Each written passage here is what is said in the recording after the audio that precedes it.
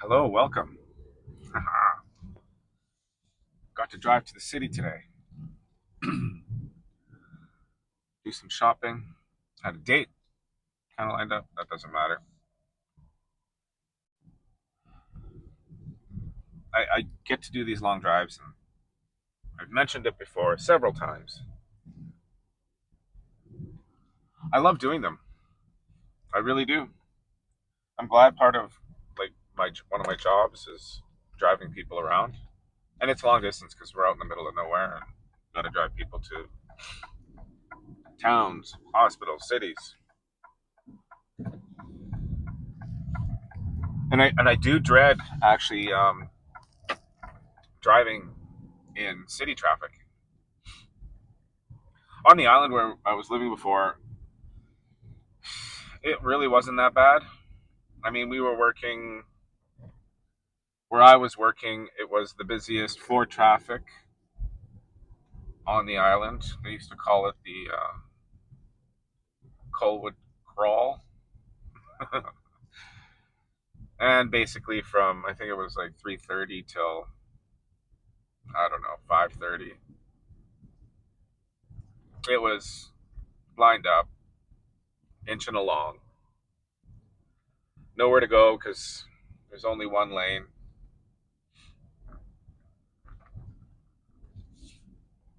And I mean, it didn't even take that. I mean, some of them, if you lived way out in the boonies, like Langford or past Langford, that there, your commute could be an hour or so, which was laughable actually when we moved there because we came from Edmonton and going from one side of the city to the other took an hour, especially if it was during drive time. Like if you lived on the south side and you had a job that was way on the north side somewhere, it did get better with the ring road.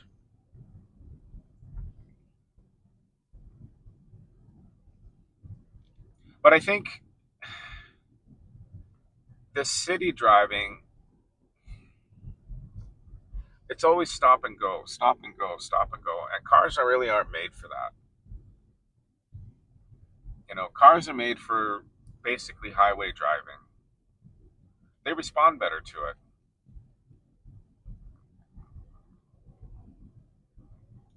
If you're going to buy a used car, always buy. You know, everybody goes after low mileage cars, which is fine to a degree, I guess. If it's less than 100,000 kilometers, I think once you start getting over 100,000, though, always look for high mileage, highway driven cars that are in good shape, of course, right? Like no dings and stuff, service history. Engines work better when they're running at those higher RPMs for longer times. All the gaskets and seals do.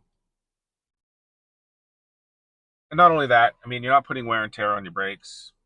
You might be going through tires, but you know, that's fine.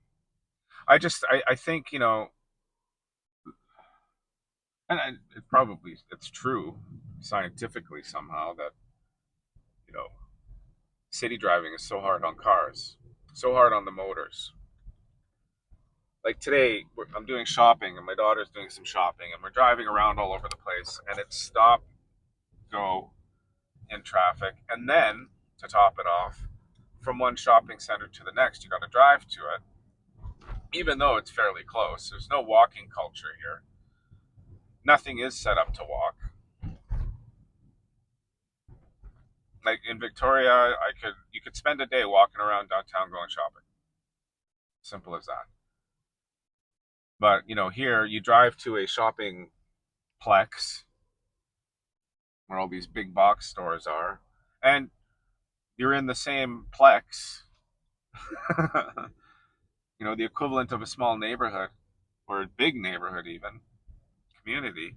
But you go and you stop at one store, and the other one you can actually see it across the way. But you'll get in your car, you'll start it up, go over there, park, stop your car again. All that starting and stopping of your motor, like it kills it.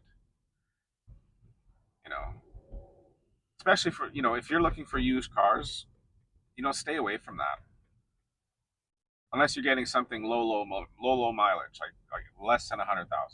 If you've got a city car that's over 100,000, you're going to run into trouble right away. But if you find something that's been highway driven,